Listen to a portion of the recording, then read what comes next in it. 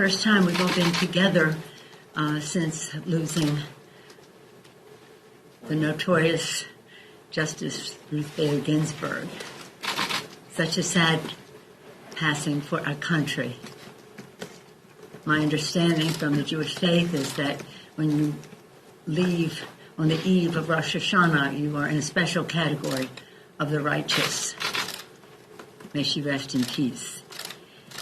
People ask me some stories about Ruth Bader Ginsburg and the rest, and one I want to tell you this morning is something that is quite remarkable. I mean, tomorrow we will be gathering in Statuary Hall, which will be the first woman to lie in state in the capital of the United States. Actually, our prayer will be led by a rabbi, the first Jewish person to lie in state in the capital of the United States. So we have a lot of cause for, I don't want to say celebration, but observance of an historic time for an historic woman. Did more for the equality of women than anybody in our history. And a couple of years ago, we honored in the Capitol on Women's History Month the women members of the Supreme Court. Being the senior member, Justice Ginsburg spoke for the group as to receive the honor. And she told the story of a woman named Belva Lockwood. Belva Lockwood is a New Yorker. Chuck Schumer keeps reminding me. Leader Schumer keeps reminding me. Belva Lockwood, in the 1876, a long time ago, she applied to practice law in the Supreme Court. The vote against her was 6-3. There were 9 justices then, as now. 6-3, because she was a woman. They turned her down. So she didn't take no for an answer. She campaigned with, advocated for change with the Congress of the United States. And she said, she won. Congress passed a law that passed a bill saying that women with the qualifications must be admitted to the bar of the Supreme Court. And Ginsburg then goes on to say, it is my favorite example of how sometimes the Congress is more in touch with changing times and expansion of idea of equality than the court is.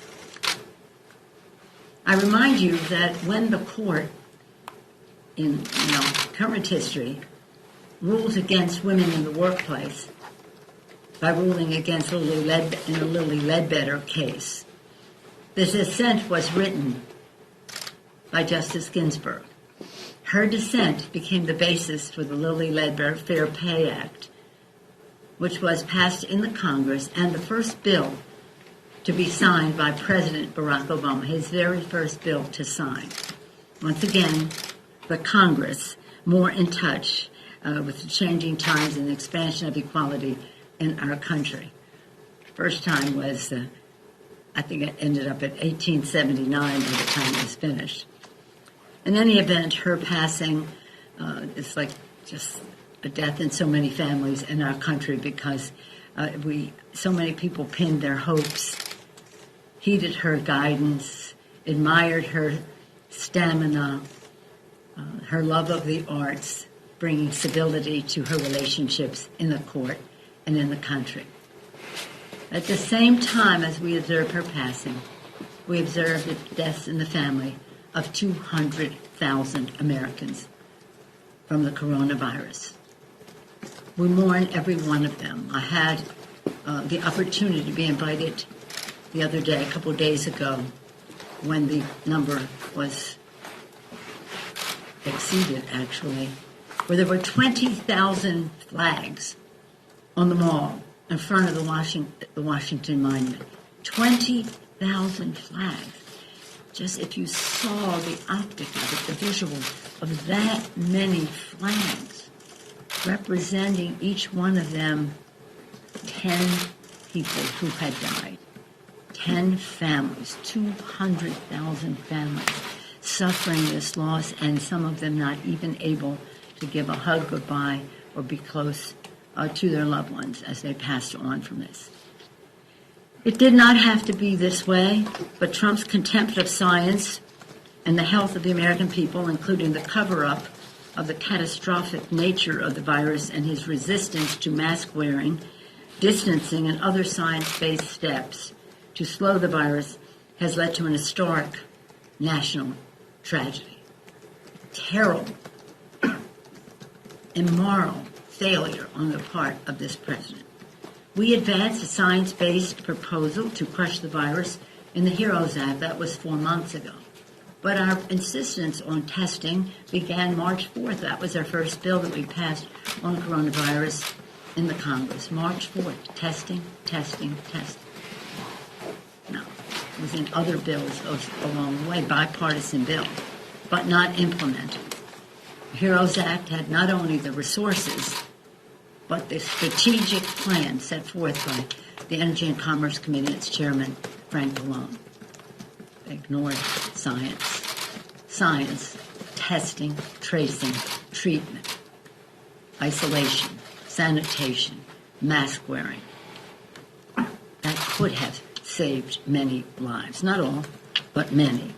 Either the GOP does not understand the gravity of the situation or do not care about meeting America's families' needs.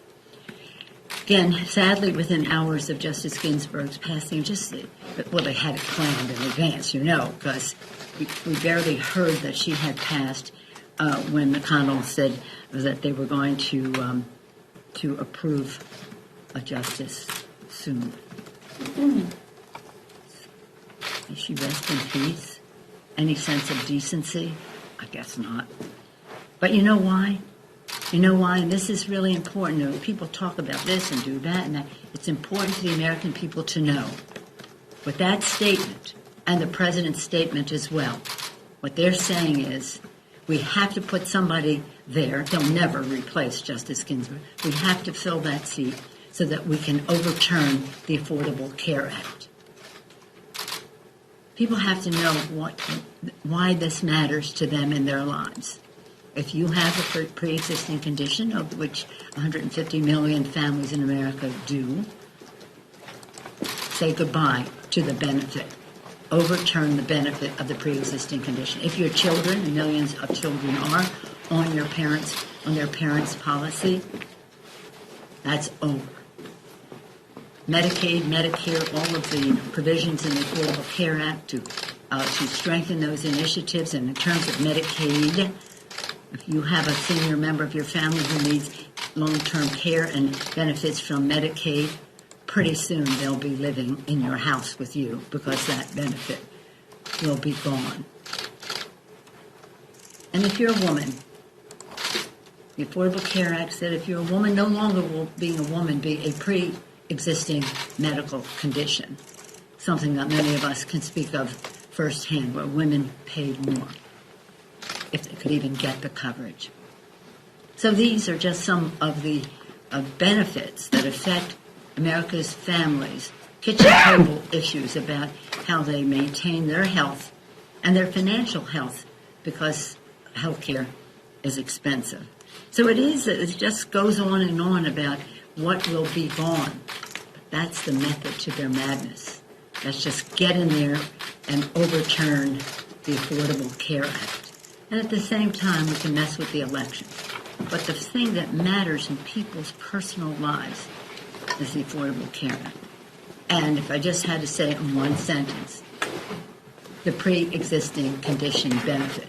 The president's been in office nearly 4 years. He keeps talking about supporting a pre-existing condition. He hasn't done anything about it. We would very much been willing to work with him to remove all doubt that if you have a pre-existing condition, or if your baby is born with some physical needs that are a pre-existing condition for a lifetime. And in the Affordable Care Act, there is no lifetime limit on what you can receive in terms of benefits. So this, I'm a little proprietary about the Affordable Care Act, and we have defended it, 10,000 events with people telling their stories. That's how we saved it. That's how we passed it, and that's how we saved it. And that's what is at risk right now. And that's why they were in such a hurry. Yesterday, we had the heartbreaking reporter, the news breaking that justice was denied of Breonna Taylor and her family. Just think if it were your daughter, your sister, your cousin, your relative, your friend, who was murdered by the police, and the charging decision held no one accountable for her death. In June, the House passed the George Floyd Justice in Policing Act to bring accountability to our justice system. I call upon the Senate to vote upon it immediately. We owe it to Breonna Taylor, to George Floyd, for Philando Castile, and so many others. Provisions in the bill would have prevented this from happening. With all the respect in the world for our men and women in blue, there has to be respect for our police, but respect for doing the job in a way that has justice for all. I was told by one of your cameramen the other day that in the black community there's a saying, justice, not just us. And so we don't want there to be two systems of justice. This week we had a big bipartisan vote on the CR. I was very pleased that we'll avert a shutdown and enable us to continue the work of passing elements of the HEROES Act so that we can save lives, livelihood, and the life of our democracy. For the children, nearly $8 billion in direly needed nutrition assistance. For seniors, prevented what would have happened if we didn't act, up to $50 per month expense per Part B premium hike. And it's now like $4 or $5 versus the $50. We save the Republicans from themselves because we know what we're doing. And for our communities includes a 1-year surface transportation authorization, and for our farmers boosts accountability to the Commodity Credit Corporation, which now prevents, and also imagine if they were going to use money saying this is for the farmers. Well, we want it to be for family farmers, not necessarily corporate farmers. So we wanted to have clarity and accountability and transparency and all of that. But imagine that they had announced that they were going to spend $300 million from the CCC, which is for farmers, to give a bailout to big oil. The bill prevents that from happening. And now that the CR is done, we hope that the administration will come forward with the resources to meet the needs of the American people. We came down $1 trillion in our $3.4 trillion bill. Then we offered to meet the Republicans halfway. We still haven't heard back about that. But you know what? Since then, the needs have not decreased because the president is, again, disdainful, if not contemptible, of science. We have not reduced. In fact, some of the needs in terms of the coronavirus are increasing. We need more related to that, more money for education. And we need more money for small businesses, restaurants, airlines, and many other key priorities. So we're going to even need more money, or else we're going to have to cut some more things down further to stay. But I'm eager to hear what they have to say when they come. But we'll be hopefully soon to the table with them, but very soon showing you where our money would be spent. Again, the airline industry is September 30th is fraught with meaning for them. Children in school right now, they need more money for children to be there safely in terms of spacing, or if it's virtual, to have the technologies so that they can learn. I was very proud yesterday, a few of you were here, when we unveiled our Protecting Our Democracy Act, a robust reform package to address the president's staggering litany of abuses and ensure that they can never happen again by anyone and any president. Our chairs, I'm very proud of their work, have crafted robust reforms that can stand up to and prevent, for example, an assault on our democracy, including the abuse of pardon power, soliciting of foreign interference in our elections, retaliatory attacks on whistleblowers, politicization of tools of justice, abuse of office for personal enrichment, and contempt of Congress's oversight powers, including our subpoena power. It's really sad because that is central to the genius of the Constitution, the system of checks and balances, three separate branches of government, a check and balance on the other. It is sad that the president's actions have made this necessary for us to do. We have no choice but to repair and strengthen our democracy. We cannot look the other way and enable its erosions. Our founders, they figured there could be a rogue president someday, so they built guardrails into the Constitution. But they didn't figure we'd have a rogue president and a rogue Senate that would let him get away with all of that. Hence, this is necessary. In closing, I'll just say this. 40 days until the election. 40 days. For some of us in our faiths, 40 is a number that is fraught with meaning. 40 days. 40 days of contemplation, 40 days of prayer, 40 days of resolve, 40 days for the American people to give voice to their concerns and to have an election that is about the peaceful transfer of power, which is such a beacon of democracy and hope to the rest of the world. 40 days. Thank you. Any questions? Madam Speaker, do you have absolute confidence in the institutions of this country to ensure a peaceful transition to the next presidential term, and that if, in some extraordinarily unlikely circumstance, the election were still being contested when President Trump's term ends in January, that he would have to leave office and that whomever is Speaker would become president? Well, that's an outcome we don't want. We want the peaceful transfer of power. And again, this is about something you've heard me say again and again. We don't agonize, we organize. And we want to make sure that the American people know how important their vote is and how they can vote safely without risking their health. And it's very sad that you even have to ask that question. A real testimony to the need for protecting our democracy that we put forth yesterday. But that a president of the United States would place in doubt the idea of the peaceful transfer of power is, it's no surprise, again, because the president has been contemptible of science and governance. And so you see 200,000 people have died. But I have confidence in the American people, and I have confidence that he won't get away with saying, for example, I won with the vote on the ground, the vote in the mail doesn't count, and the rest of that. What am I missing here about people just not saying, hold it, calm down, Mr. President? Now, we do know who he admires. He admires Putin. He admires Kim Jong-un. He admires Erdogan in Turkey. He admires people who are perpetuating their roles in government. But I remind him, you are not in North Korea, you are not in Turkey, you are not in Russia, Mr. President, and by the way, you are not in Saudi Arabia. You are in the United States of America. It is a democracy. So why don't you just try for a moment to honor your oath of office to the Constitution of the United States.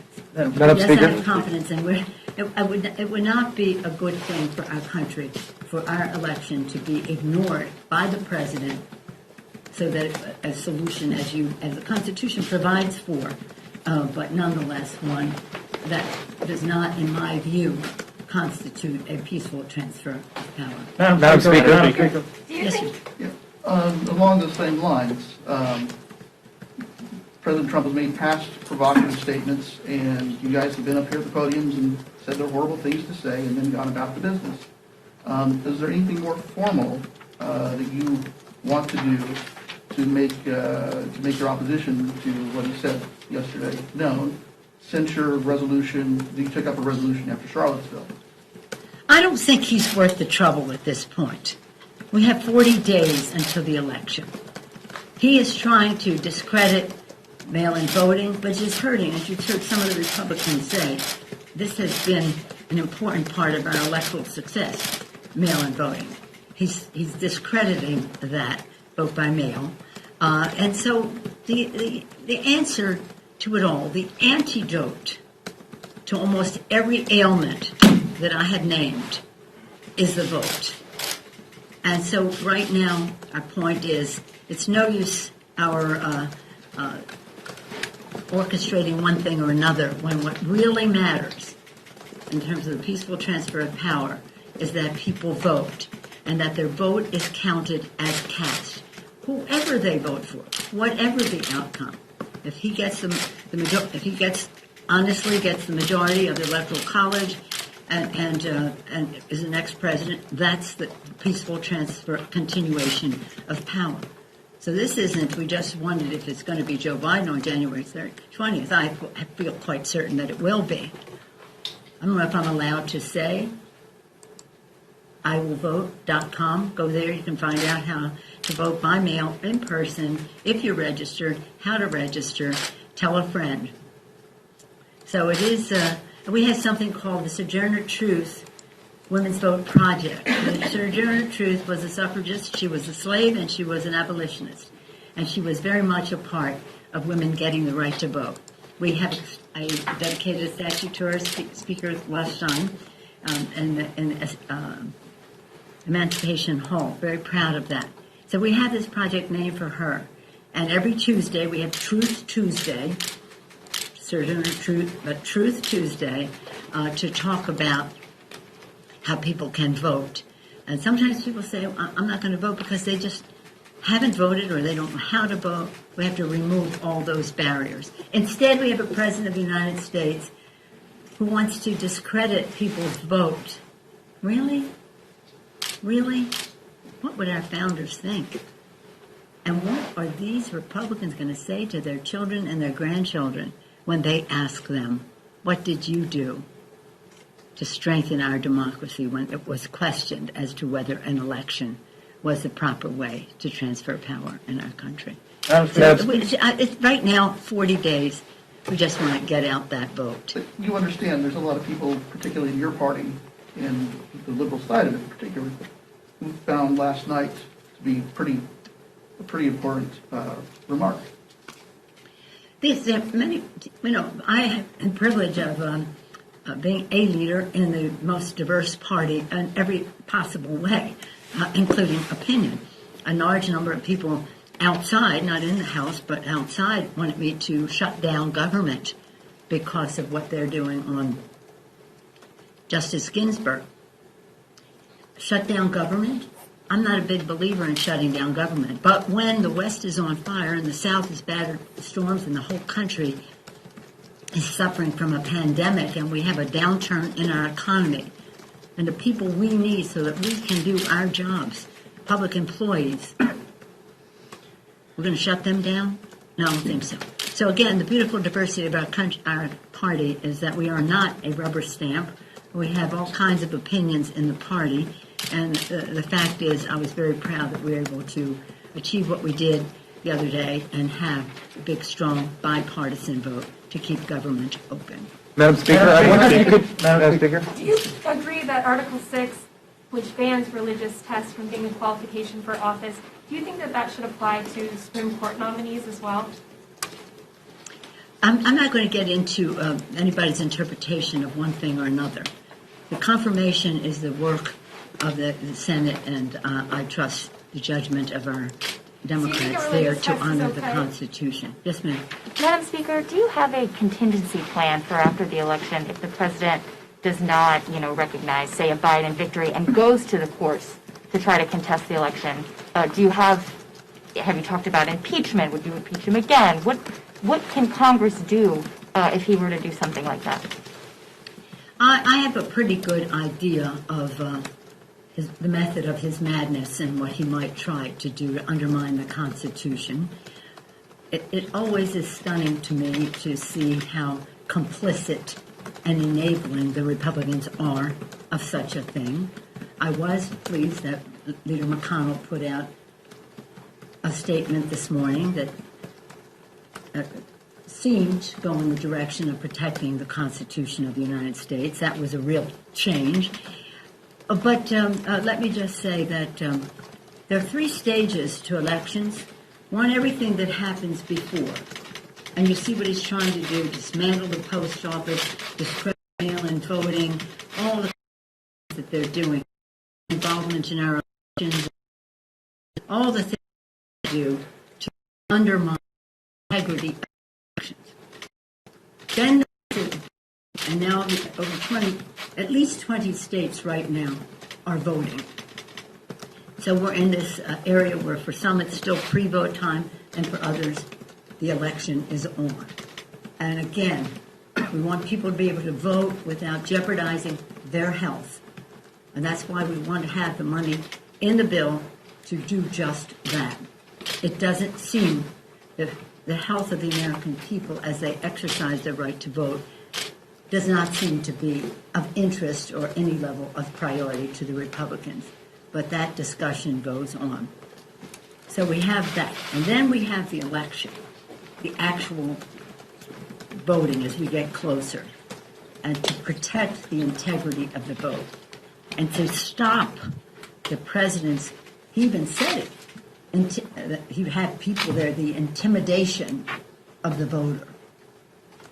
I don't know why the press doesn't make more of this, to be very honest with you. I mean, he says that people swallow Clorox, and we hear about it for the rest of our lives. But he's trying to have the Constitution of the United States swallow Clorox. And I appreciate these questions that all of you have this morning, and I guess provoked by the arrogance and the disregard for the Constitution with the President's statement last night.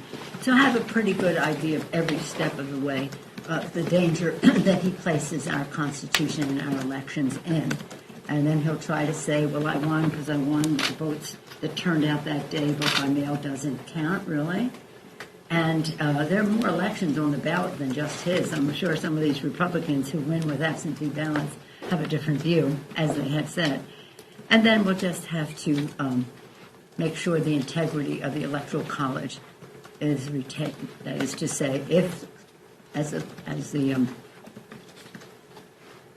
our democracy calls for, the president wins the state, then those votes go to the president, or if the vice president wins the state, those votes go to the vice president.